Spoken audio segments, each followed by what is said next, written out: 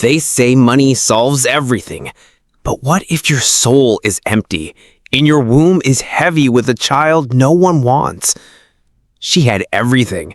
Mansions, headlines, private jets. But on that rainy Tuesday morning, she had no one. Not even her bodyguard showed up because she was pregnant and her billionaire fiancé had vanished. He'd found out about the child and disappeared into Europe with another woman, just like her father did to her mother. She was standing alone outside her own charity foundation, locked out. The same foundation she built for women empowerment, now throwing her out because the board sided with her ex. She was 7 months pregnant, her makeup smudged, her golden heels cracked, her pride drowning in mud. And not a single soul in the city she funded stopped for her. She had helped over 4,000 children get scholarships, but none of their parents offered her a ride when she sat sobbing by the curb, because all they saw now was a scandal. The newspapers had called her reckless billionaire. The blog said she faked the pregnancy for attention. And now she was broke. Her accounts frozen, her cards declined, her driver took the car and left. Not even a bottle of water in her bag. Her belly tightened, the baby kicked. She nearly collapsed outside the bakery where she once donated 1 million naira. But then, a hand touched her shoulder. Rough, calloused, smelling like diesel and dust. She turned. It was a boy, maybe 20, dark-skinned, shirt torn, no shoes, holding an umbrella made of stitched nylon. He didn't ask if she was the billionaire from TV. He didn't look disgusted at her swollen belly. He just said, "Out, eat it okay." And that broke her. Not the insult, not the betrayal, but that one question from a street cleaner with nothing but kindness. He led her to the bus stop where he usually slept, gave him his only wrapper, offered him bread he found half-eaten, and sat with her like they were royalty, like her pain mattered.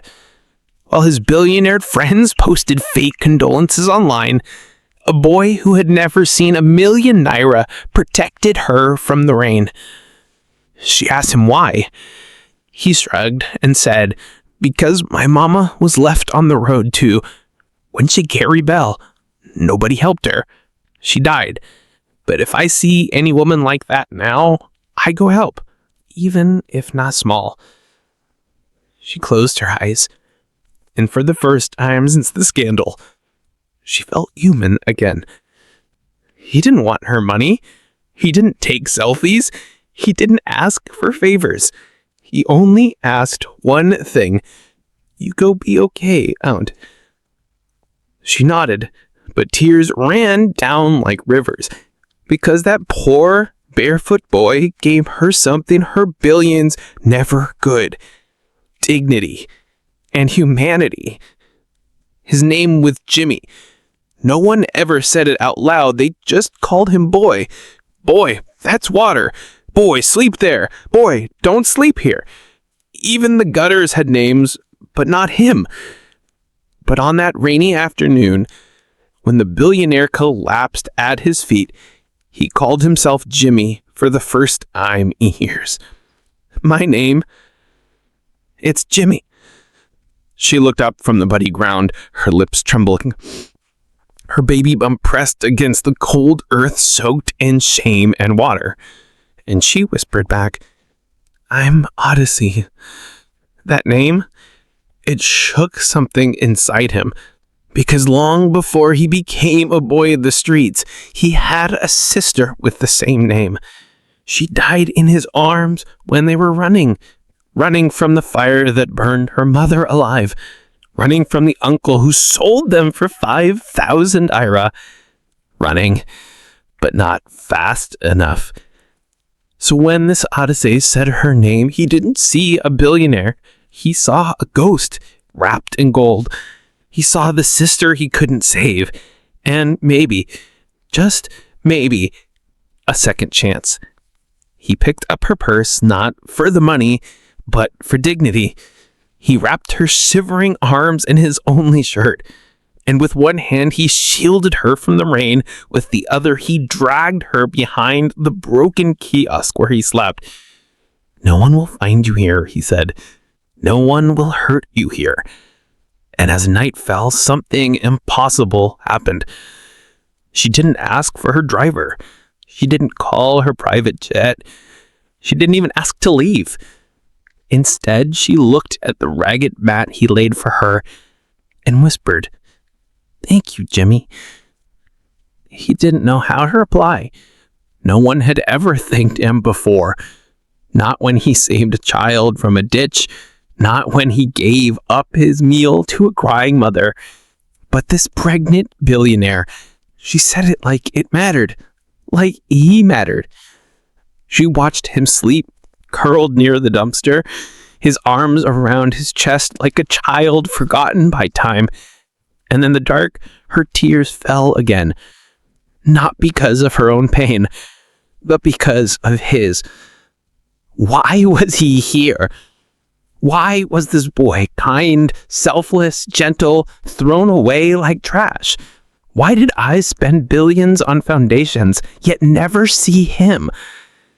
She asked him the next morning, "Where is your family?" He looked at the sky. "The sky is my father, the ground is my mother." And he smiled, like it was a joke, but it wasn't. That day, he left early to sweep the streets. His broom was broken, his sandals held by wire, but his eyes, they sparkled, because someone was waiting for him. Odyssey cleaned his mat, folded his shirt. She had billions, but she treated his world like a palace. He brought her pop and akara in a torn paper. She ate it like it was gold. And then she told him the truth. "I'm not just any billionaire," she said. "I built schools. I fed children, but I never fed one like you. My father gave me money, but never love." She touched her belly. "I'm 7 months pregnant. The father abandoned us after the ultrasound. He said he wanted a boy, but I am having a girl." So he left. Jimmy didn't speak. He simply pulled a broken necklace from his pocket. It was made of bottle caps, tied with thread. He wrapped it gently around her wrist.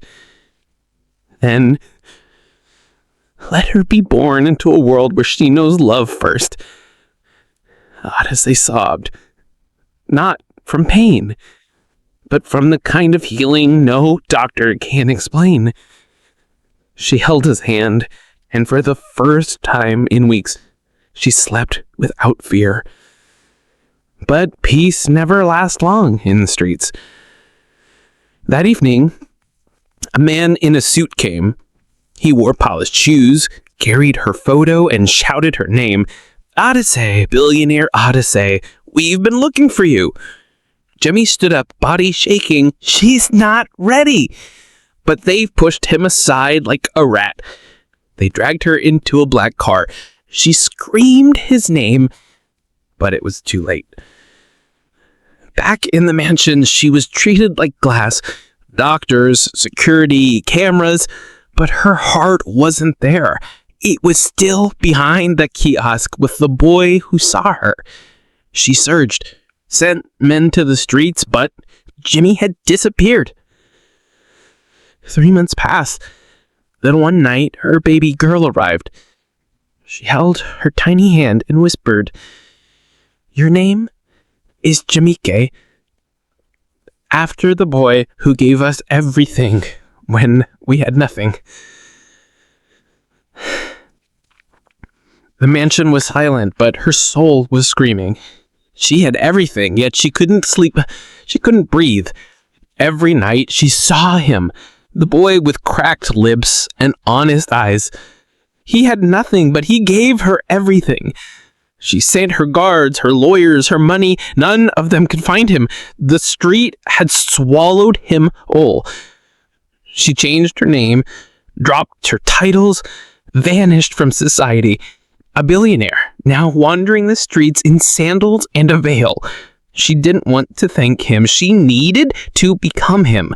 If he could love in lack, maybe she could learn to love in loss. She walked through dust and open gutters. She passed boys eating air, girls selling bodies for a sachet of water. Her soul was breaking open, but she kept walking. She whispered his name to strangers. Do you know a boy who sweeps here?